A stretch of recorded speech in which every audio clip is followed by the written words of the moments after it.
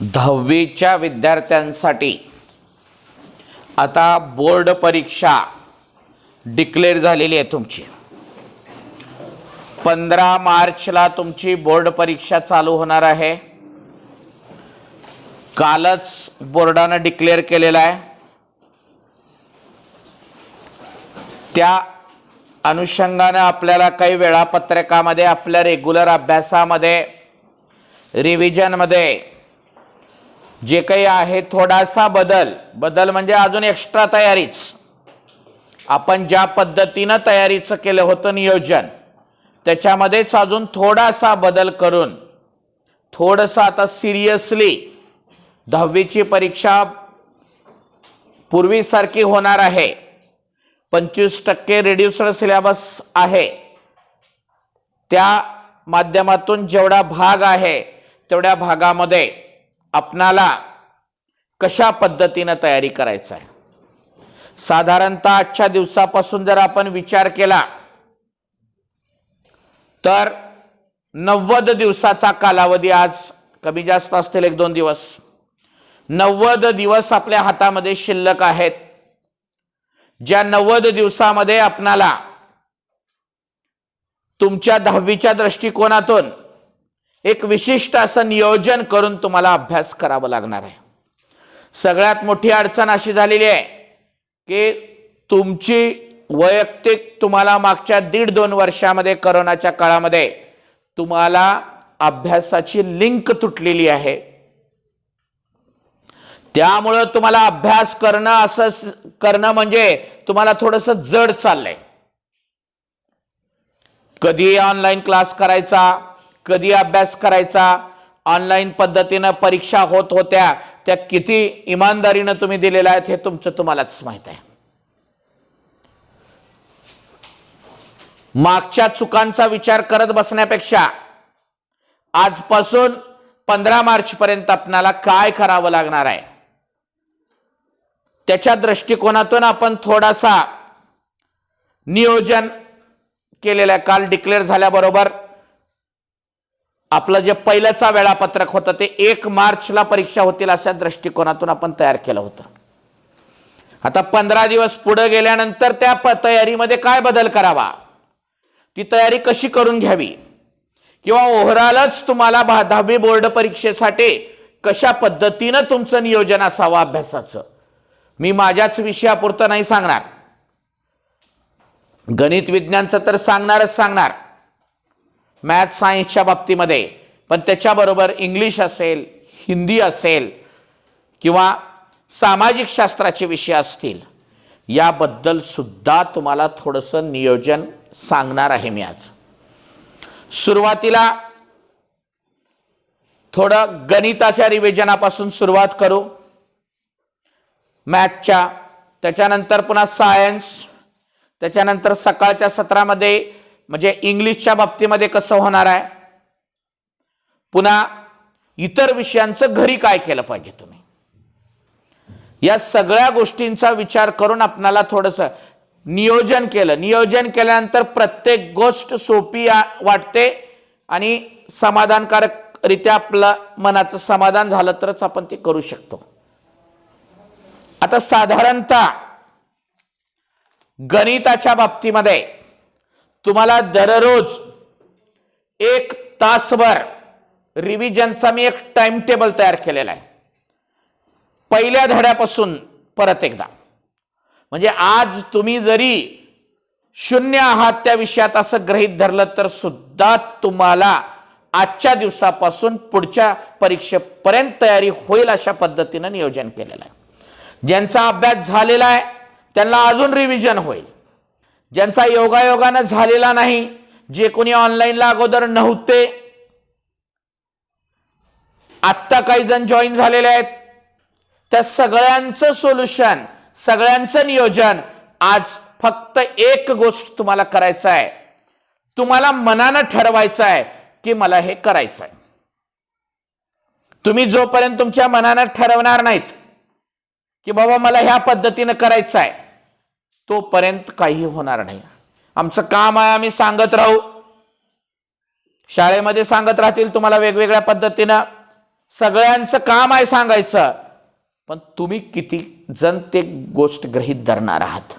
मी आज तुम्हाला शाश्वती देतो, आजपासून जरी तुम्ही सिरियसली केलात तर तुमचा सगळा अभ्यासक्रम पूर्ण होईल अशा पद्धतीनं मी तुम्हाला आज सांगणार आहे. साधारणतः आपलं जे टाइम टेबल होता त्या टाइम टेबलमध्ये आपले 3 सेट आणि 2 सराव परीक्षा होत्या, बरोबर? दोन्हीकडे बी आपण एक एक परीक्षा वाढवले. सेटची सुद्धा एक परीक्षा वाढवले आणि एक सराव परीक्षा वाढवले. म्हणजे 2 म्हणजे पहिल्याच्या टाइम टेबल मध्ये बदल होऊन तुम्हाला उद्या टाइम टेबल नवीन मिळेल. त्याच्याबरोबर तुम्हाला दररोज गणित, विज्ञान, इंग्लिश किंवा प्रत्येक विषयाचा 1-1 तास अभ्यास करायचा आहे. मग तुमच्या मनात प्रश्न पडला असेल की हा अभ्यास आपण कशा पद्धतीने करावा? प्रत्येक गोष्ट सोपी असते, पण ते करायचं आणि सुरुवातीपासून ते करायचं हे आपल्या मनानं ठरवलं पाहिजे. आता साधारण मी थोडंसं सांगतो. मी नियोजन काय केलेलं आहे? पार्ट 1 म्हणजे भाग 1 गणिताचा 4 धडे आहेत, बरोबर आहे? सायमल्टेनियस इक्वेशन इन 2 व्हरायबल, 2 चलातील समीकरणे पहिला, क्वाड्रॅटिक इक्वेशन वर्ग समीकरणे दुसरा, अरिथमेटिक प्रोग्रेशन अंकगणिती श्रेणी तिसरा आणि प्रोबॅबिलिटी संभाव्यता चौथा. असं भाग 1 साठी पार्ट 1 साठी तुम्हाला 4 चॅप्टरची तयारी करायची. मग उद्यापासून आम्ही टाइम टेबल बनवलाय. कुण्या चॅप्टरला किती दिवस लागतील 1 तासाचा जर अभ्यास केला तर? आता जे इथं ऑफलाईनला येणारे विद्यार्थी आहेत त्यांचा आम्ही अभ्यास करून घेणार आहे. जे ऑनलाईन करणारे विद्यार्थी आहेत त्यांनी त्या वेळेमध्ये बरोबर तुम्हाला चांगले मार्क घ्यायचे असतील तर त्या वेळेमध्ये तुम्ही तो अभ्यास करणं गरजेचं आहे. आता साधारणतः पहिल्या चॅप्टरला मी 6 दिवसाचा वेळ दिलाय. 2 चलातील रेषीय समीकरणे जे आहेत, एक सामायिक समीकरणे, त्या प्रत्येकाला म्हणजे 6 दिवस आहेत. पुन्हा वर्ग समीकरणे क्वाड्रॅटिक इक्वेशनला 8 दिवसाचा कालावधी आहे. पुन्हा अंकगणिती श्रेणीला जवळपास 5 दिवसाचा कालावधी आहे आणि संभाव्यता प्रोबॅबिलिटी चॅप्टरला 3 दिवसाचा कालावधी आहे. असं साधारणतः 22 ते 25 दिवसाचं नियोजन आहे उद्यापासून, 18 तारखेपासून. त्याच्यासाठी ऑफलाईनच्या विद्यार्थ्यांचं नियोजन आम्ही इथं करून घेऊ. जे विद्यार्थी ऑनलाईन पद्धतीने आपला क्लास करतात त्यांनी त्यांच्या घरामध्ये तशा पद्धतीचं 1 तासाचं नियोजन वेगळं करावं लागेल. आता या एवढ्या दिवसामध्ये मग तुम्हाला वाटतं असेल कुण्या धड्याला 6 दिवस म्हणलो, कुण्या धड्याला 8 दिवस म्हणलो, कुण्या धड्याला 3 दिवस म्हणलो, तर मी ते पूर्ण बघून सगळं करून किती दिवसामध्ये 1 तास अभ्यास केल्यावर ते धडा संपणार आहे ह्याचं नियोजन करून मी ते तयार केलेलं आहे. साधारणतः 8 जानेवारीला 8 ते 10 जानेवारीला तुमचं पार्ट 1 भाग 1चं रिव्हिजन संपणार आहे. आता ते रिव्हिजन कसं करायचं? त्याच्यासाठी सेपरेट एक रफ रजिस्टर मिळतं, दोन्हीकडून व्यू असतंय बघा, 2 in 1. कागदावर करायचं नाही, जुन्या वहीत करायचं नाही, काही करायचं नाही. काही गोष्टीचं नियोजन आहे त्या गोष्टीप्रमाणेच करायचं. सगळ्यांनी उद्याच्याला येताना ते गोष्ट सोबत, एखादा जुना असेल रजिस्टर वापरा, काय हरकत नाही. नवीनच घ्यावं, दुकानातूनच घ्यावं असा उद्देश नाही, पण ते तुमच्याजवळ असलं पाहिजे. उद्यापासून तुम्हाला ते धडा चालू केलात, मग तुम्ही ते गणित करत असताना तुम्हाला हे चॅप्टर सगळे अगोदर लॉकडाऊन मध्ये झालेले आहेत. या चॅप्टर बद्दल तुम्ही कितपत रेग्युलर केलेला आहे न केलेला आहे हे तुम्ही ठरवा.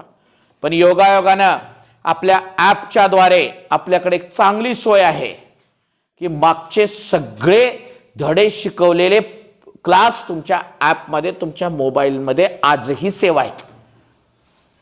तुम्हाला वाटलं की बाबा 1.3 मधलं 5वं प्रॉब्लेम मला कळच ना गेले कसं सोडवायचं, तर त्याच्यासाठी तुमच्याकडे सोल्युशन आहे. त्या ॲपमध्ये त्या व्हिडिओमध्ये जाऊन तो पाठ बघा, तो शिकवलेलं गणित बघा, तुमचं सोल्युशन तुम्हाला होईल. असं अगोदरच्या काळात नव्हतं. त्याच्यामुळे तुमचं नुकसान होण्याची शक्यता, म्हणजे आता सोय आहे. आपण कुण्या गोष्टी, सगळ्या गोष्टी पॉझिटिव्ह घ्यायच्या, आपण निगेटिव्ह काही घ्यायचं नाही. मान्य ऑनलाईन शिक्षण आहे, हातात मोबाईल आहे, सगळ्या गोष्टी आहेत. पण ते तुमच्या हातात आहे कोणत्या, म्हणजे त्या मोबाईलचा वापर कशासाठी करायचा, आपल्या भविष्यासाठी चांगल्या कामासाठी करायचा हे तुम्ही ठरवायचं आहे. आणि ते रिव्हिजन आता समजा मी 6 दिवसाचा, बघा 24 तारखेला तुमचा पहिल्या धड्याचं रिव्हिजन संपणार आहे. संपल्यानंतर ज्यांचं रिव्हिजन संपलेलं आहे त्यांचं रिव्हिजन जवळपास 3-4 सर मला धरून 5 जण आम्ही तुमच्यावर काम करणार आहोत. तुमच्या अभ्यासावर लक्ष ठेवणार आहोत, तुम्ही देणाऱ्या परीक्षेवर लक्ष ठेवणार आहोत, तुम्हाला पडणाऱ्या मार्कावर लक्ष ठेवणार आहोत. मग ते ऑनलाईन असो की ऑफलाईन असो. मग या 5 दिवसात मग कुणाचं 4 दिवसात संपेल, कुणाचं 5 दिवसात संपेल, कुणाचं 7. लगेच तारीख 25 तारीख क्वाड्रॅटिक इक्वेशनच्या वर्ग समीकरणाच्या तुमचं संपायचं राहिलंय, गडबड करू नका. 1-2 दिवस लागले तर लागू द्या. हे आमचं नियोजन असते. कुठल्या तर धड्यामध्ये कव्हर होतंय, ते कुठल्या तर धड्यामध्ये कव्हर होतंय. म्हणजे कमी जास्त होला नाही म्हणून गोंधळून जाऊन सोडून देऊन लगेच त्या तारखेला दुसरं करायचं नाही. 1-2 दिवस जास्त लागतं असेल हरकत नाही, कारण हे सगळं नियोजन आहे 15 फेब्रुवारी पर्यंत.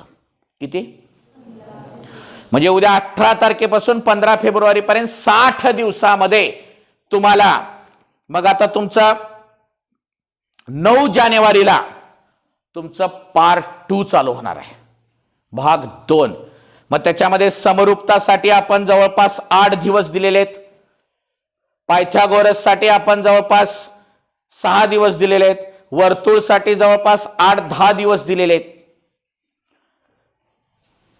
जॉमेट्रिक कन्स्ट्रक्शन भूमितीय रचनेचा धडा आहे, त्याला काही नाही, फक्त एकदा गणित सोडवायचे म्हणून त्याला 3 दिवस दिलेले आहेत.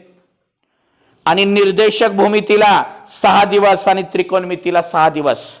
आता हे तर असा सगळा 15 फेब्रुवारी पर्यंत आहे. म्हणजे 15 फेब्रुवारीला तुमचं सगळं रिव्हिजन संपणार आहे.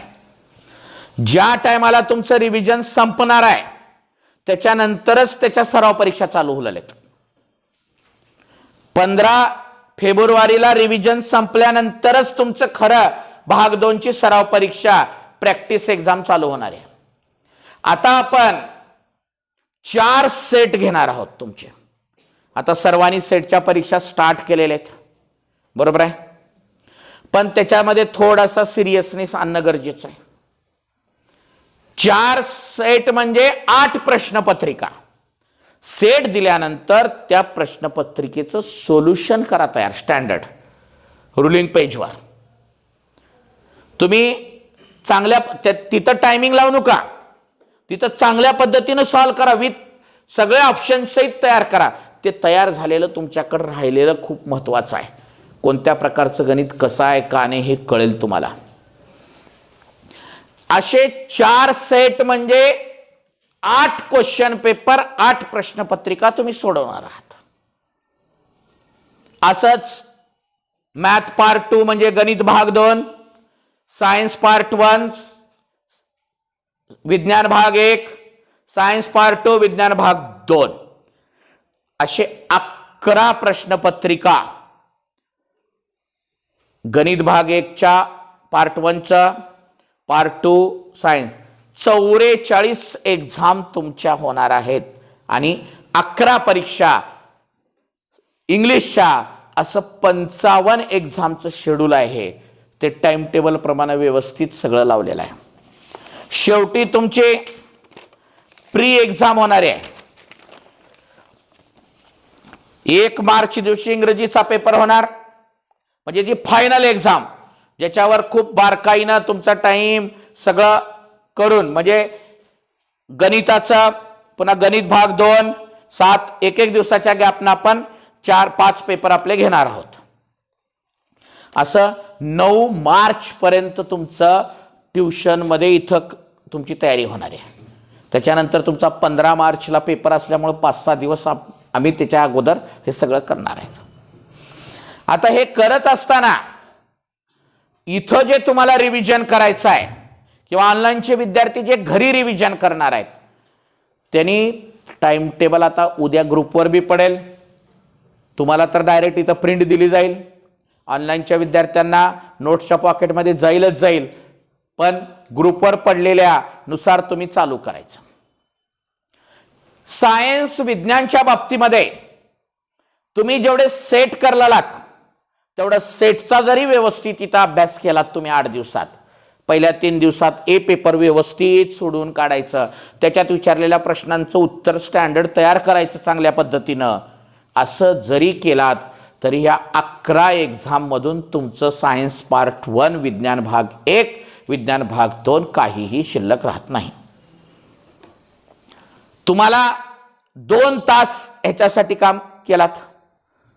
जे कोणी इंग्लिशसाठी पण सांगतो मी तुम्हाला, इंग्रजीसाठी सुद्धा तो सुद्धा टाइम टेबल तयार होणार आहे.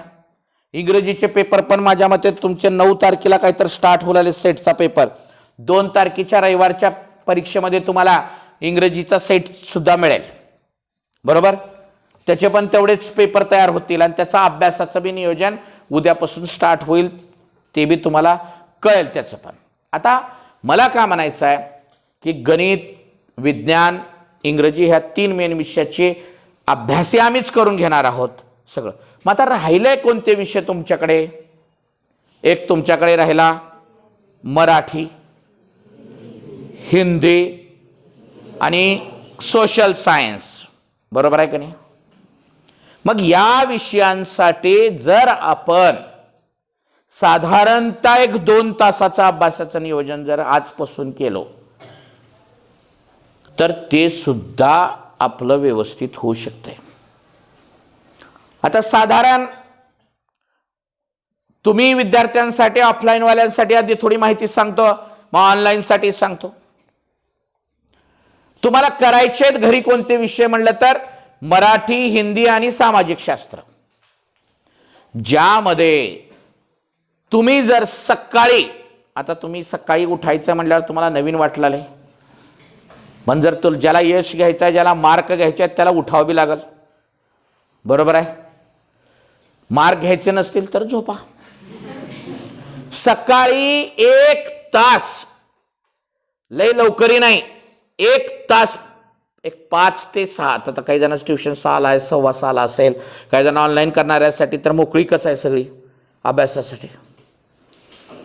तेवढ्या वेळामध्ये तुम्ही सामाजिक शास्त्र मध्ये जे विषय आहेत त्याचं नियोजन लावा. समजा धडे आहेत बाबा एवढे, एक किती धडे आहेत सांगा मला जरा इतिहासमध्ये तुमचे? बरं, 9 इतिहास, राज्यशास्त्र 4, अजून भूगोल 9, वगळेल नाही का काहीच? 9, 9, 18 आणि 4, 22 आहेत का नाही? आपल्याकडे 60 दिवस आहेत, बरोबर आहे. 3 दिवस एका धड्याला द्या. सकाळी पहाटच का करा म्हणलेलो आहे? हे सगळ्यात न आवडणारे, कंटाळा येणारे विषय आहेत, वाचलं तर लक्षात राहत नाही, म्हणून पहाटेचा अभ्यास हा तुम्ही सामाजिक शास्त्राला द्या, बरोबर आहे. मग 3 दिवस एका धडाला, त्याचा बी टाइम टेबल बनवा तुम्ही व्यवस्थित. जसं आता मी उद्या देणार आहे मॅथ, सायन्स आणि इंग्लिशचा, तसा तुम्ही त्या विषयाचा पण टाइम टेबल बनवा. 1 तासामध्ये म्हणजे 3 तास, म्हणजे 3 दिवस एका धड्याला द्या. कुण्या धड्याला कमी लागतील, कुण्या धड्याला 4, एखादा धडा सोपा असेल. मग काय करा, तुमचं दिलेलं पुस्तकाचं वाचन करा. त्याच्यातल्या प्रश्नोत्तर काय विचारलेत बघा, त्याच्यावर लहान प्रश्न काय विचारतात, मोठे प्रश्न काय विचारतात, हे सगळं त्याच्यावर बघा. आणि हे टाइम टेबल करून करत गेलात की एक कॉन्फिडन्स तयार होतो तुमच्यामध्ये.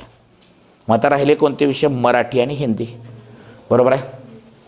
साधारणतः सकाळच्या सत्रामध्ये मग तुमचं ट्युशन आहे, काही जणांचं ऑफलाईनमध्ये आपण थोड्यासाठी बाजूला ठेवते. बरोबर आहे. संध्याकाळच्याला किंवा मग कुठल्या तरी वेळेमध्ये जसं जमल तसं, काही जण सकाळी एक 45 मिनिट मराठीसाठी आणि एक 45 मिनिट हिंदीसाठी काढा तुम्ही. तिथेही तुमचे आजपासून 60 दिवस, म्हणजे आपल्याला 15 फेब्रुवारीपर्यंतचा अभ्यास करायचा बरं का. अजून पुढे महिना राहणार आहे परीक्षा. या 60 दिवसामध्ये उदाहरणार्थ आता मराठीमध्ये किती धडे, किती कविता आहेत? आणि सगळेच 20 आहेत का कविता धडे धरून? मग त्याचे रोज 3-3 दिवसाचं नियोजन केलात तुम्ही एका धड्यासाठी, एका कवितेसाठी, काही असो. मी उदाहरण म्हणून घ्या लक्षात. 3-3 दिवस केलात. 20 असतील तर 3-3 दिवस द्या. बरोबर आहे. 25 असतील तर काही धड्याला 2 दिवस द्या, काही धड्याला 3 दिवस द्या. ते तुम्ही ठरवा किती मोठा धडा आहे, त्याला अभ्यास करायला किती दिवस लागत आहेत, का नाही. आणि एक हिंदीला करा. असं जर तुम्ही साधारणतः घरी तुम्हाला फक्त 2.5 तासाचं नियोजन करायचं आहे. आणि हे टाइम टेबल म्हणजे टाइम टेबल. बरोबर आहे. त्या करायचं म्हणजे करायचं, काय विषय नाही. आता तुम्ही म्हणता आम्हाला वेळच मिळणार. वेळ विचार केल्यावर वेळ काहीच मिळत नसते, विचार केल्यावर सगळी वेळ मिळत असते. संध्याकाळी गेल्यानंतर आपल्याला साधारणतः आता ह्या दिवसामध्ये तुम्ही 6 ते 7 तास झोप भरपूर झाली तुम्हाला. 11ला झोपून पहाटे 5ला उठायचं नियोजन ठेवा डोक्यामध्ये. 6 तास झोप भरपूर झाली एवढ्या 3 महिन्यामध्ये. 11ला झोपायचं तर एक विषय करून झोपा, मराठी किंवा हिंदी, आणि सकाळच्या सत्रात एक करा. आता मराठी माध्यमाला तर लवकरच सुटका होते इथून 8 वाजता. तुम्हाला दोन्ही विषय संध्याकाळी करा तुम्ही. सेमीचे आणि 6 वाजता येतात तर त्याच्या आधी एक करा, नंतर एक करा, आणि पहाटे 1 तास करा. बघा बरं काय अवघड गोष्ट आहे. गणित, विज्ञान, इंग्रजीचा अभ्यास घरी करू नका. आम्ही इथं शेड्यूल प्रमाणे करून घेऊ आणि तुमच्याकडून करून घेणारच. आता इथं एक मी माझ्या समोरच अभ्यास करून घेणार आहे तुमचा.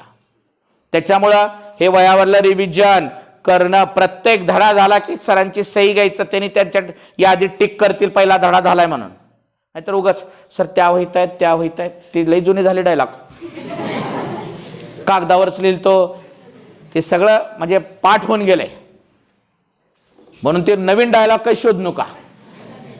वही म्हणजे वही, पाहिजे म्हणजे पाहिजे रिव्हिजन. असं 4-4 वह्या भरतेत. आता मागच्या 2 वर्षामध्ये आपली थोडी लिंक तुटली होती, पण आता लिंक आणणं गरजेचं. आपण हे काही आता तुमच्यासाठी नवीन करत नाहीत. गेली 22 वर्ष झाला हा पॅटर्न चालू आहे आपला, म्हणून आपला रिझल्ट आहे.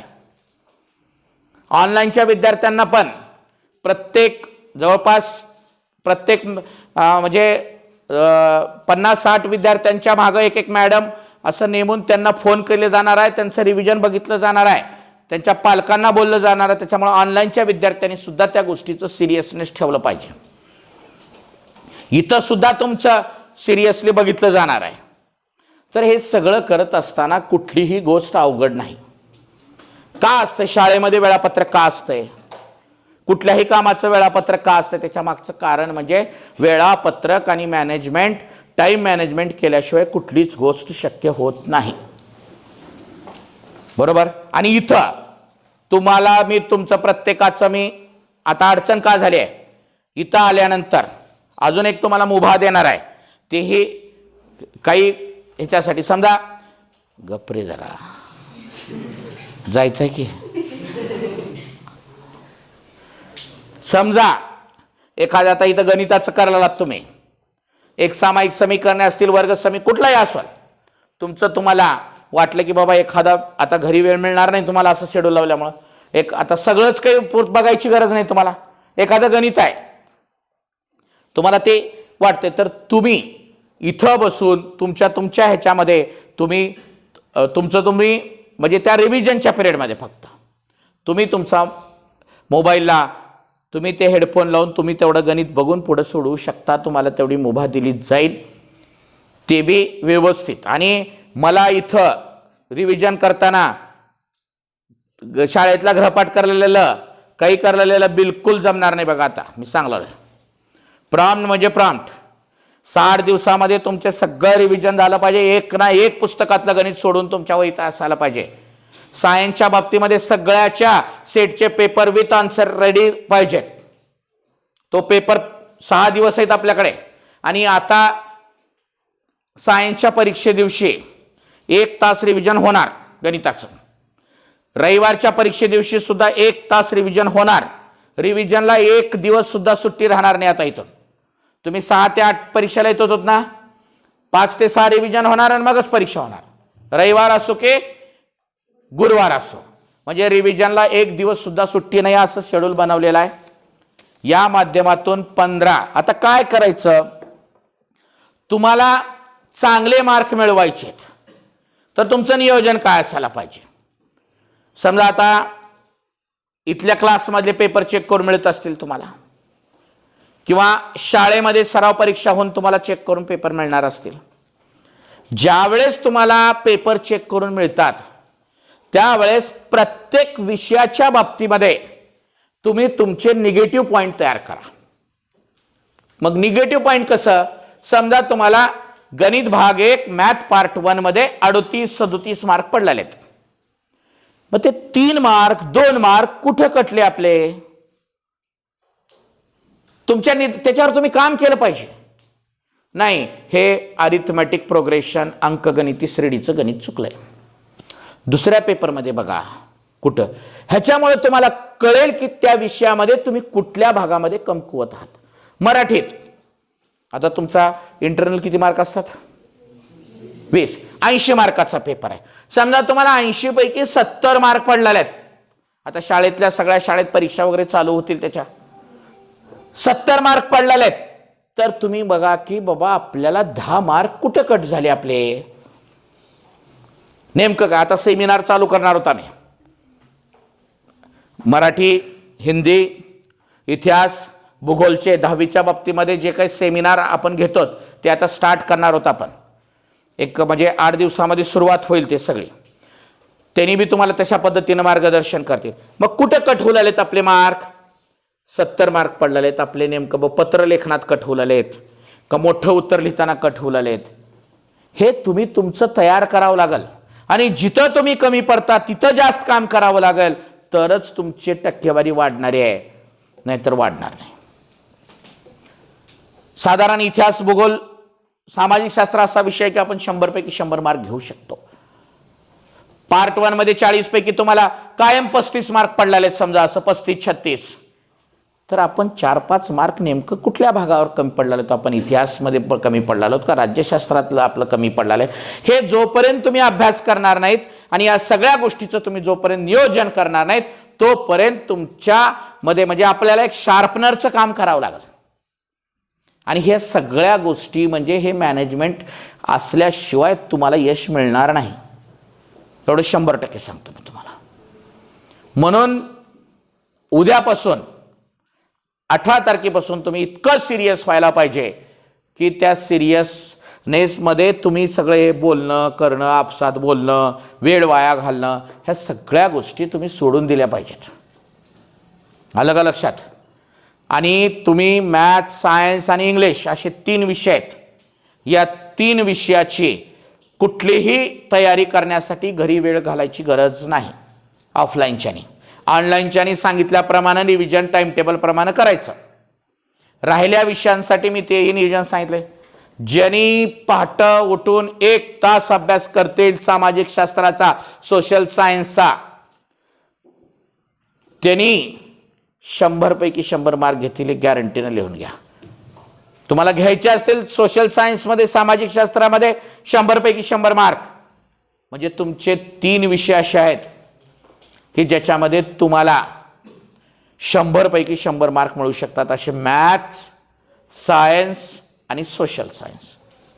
मग ह्या 3 विषयामध्ये आपण साधारणतः एक 5 मार्क कटतील असं गृहीत धरू. किती? 5. समजा बॅड लक झालं कुठंतरी 99 98 काहीतरी झालं तर या 3 विषयाचं टार्गेट असं करा.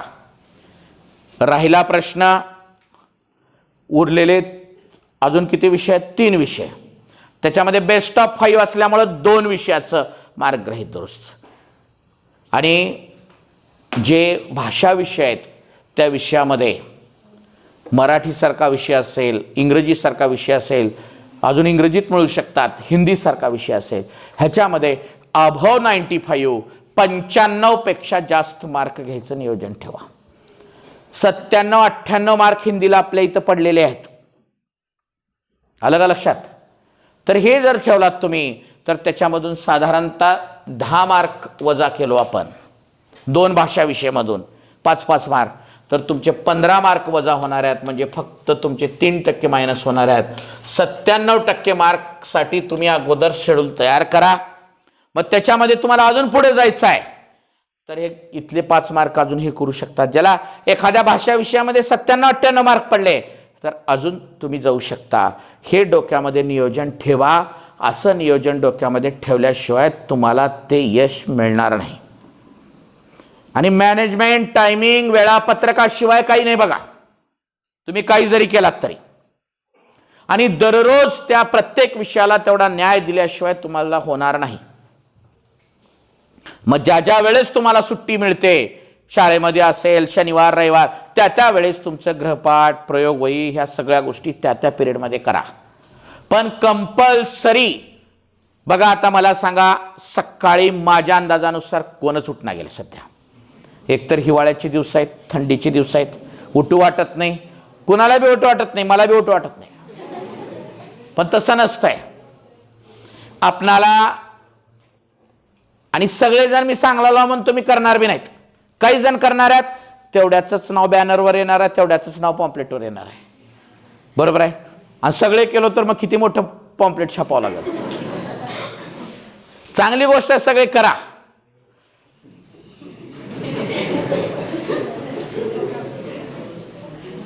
तर ह्या सगळ्या गोष्टी जरी असल्या तरी मी आणि उद्यापासून सिरियसली राहणार आहे. सगळ्या गोष्टी ऑफलाईनसाठी सांगतो, उशिरा आलेलं जमणार नाही. गाडी नव्हती, हे नव्हतं, ते नव्हतं, ह्या सगळ्या गोष्टी आता बाजूला ठेवायच्या. क्वचित प्रसंगी कुणाची अडचण आहे बघू, दररोज अटेंडन्स होईल. विनाकारण तब्येत खराब असेल, घरी आराम करा. ऑनलाईनचा मोड असल्यामुळं तुम्हाला करू शकता. सगळ्यांनी ॲप चालू करून घ्या. ऑफलाईनवाल्याने नसेल करा. सोबत तुम्हाला वाटलं एखादा बीट आहे, समजा आता अरिथमॅटिक प्रोग्रेशनचे वर्ड प्रॉब्लेम आहेत, बरोबर आहे, तुम्हाला अवघड वाटलेले आहेत, त्या पिरियडमध्ये तुम्ही रिव्हिजन करताना तुमचा मोबाईल, तुमचे हेडफोन सोबत ठेवा. इथं 1-2 गणितं बघून मग सोडवा. आम्ही तशा पद्धतीनं मुभा देऊ, पण चांगल्या कामासाठी. कारण आता वेळ कमी आहे आणि तुम्ही प्रत्येक गोष्ट घरी बघू शकणार नाही, वेळेचं नियोजन. तर हे सगळं अशा पद्धतीने जवळपास मागच्या परीक्षा धरून आता तुमच्या जवळपास आम्ही 3 विषयाच्या 55 परीक्षा घेणार आहोत. त्या परीक्षेमध्ये तुम्हाला मार्क पडत जाणार आहेत. तुम्ही नियोजन केलं तर चांगलं मार्क्स होणार आहेत. आणि आपला हा क्लास तयारी आपण काय करतात, जनरली अभ्यासक्रम संपत आला म्हणून लगेच संपून सुट्ट्या देऊन घरी अभ्यास करायला देत नाहीत. शेवटचा 9 मार्चला पेपर आहे. 9 मार्च नाही, 10 मार्चपर्यंत 5 दिवस पेपर आहे. तोपर्यंत आम्ही तयारी करून घेणार तुमची. त्यामुळं तुम्हाला रोज रेग्युलर यावं लागेल. काही जण घरी चुकीचं सांगतात, म्हणून मी शिकवायचं थोडं दमानं चालू ठेवला. शिकवायचं संपलं काय नाही, शिकवायचं संपलं उगं गोंधळायचं. तिथं कार यायचं नसते ना, घरी बसायचं असतं ना. बिलकुल नाही. आता लय अवघड आहे. आता ऑनलाईन आहे व्हिडिओ. घरी पालकाला आम्ही बोलणार, आमच्यापाशी खूप मोठी यंत्रणा आहे. ती म्हणजे पूर्ण एकेका वर्गाला 7-7, 8-8, 10-10 माणसं आहेत कॉल करण्यासाठी, पालकाशी संपर्क करण्यासाठी. तुमचं बी कुणाचं रिव्हिजन इथं व्यवस्थित नाही वाटलं तर तुमच्या पालकाला आम्ही इथं बोलवून घेणार, बोलणार. ऑनलाईनच्या विद्यार्थ्यांना सुद्धा तुमच्या पालकांना बोललं जाईल. तुमचं 10वीचं वर्ष आहे, तुम्हाला पहिली आयुष्यातली बोर्ड परीक्षा द्यायचं आहे, त्याच्यामुळं तुम्हाला चांगल्या पद्धतीनं तयारी करणं आणि चांगले मार्क घेणं गरजेचं आहे. चांगले मार्क पडले तर चांगल्या कॉलेजला नंबर लागेल, चांगल्या कॉलेजला नंबर लागला तर तुमचं उद्या भविष्य जे काही आहे तुम्हाला भविष्यात व्हायचं ते सार्थक होईल, साकार होईल, असं हे नियोजन आहे. उद्या सगळ्यांना टाइम टेबल इथं ऑफलाईनवाल्याच्याला मिळेल. उद्या सगळ्यांनी त्या नियोजनाने यायचं. आलं का लक्षात? सगळ्यांनी टोटली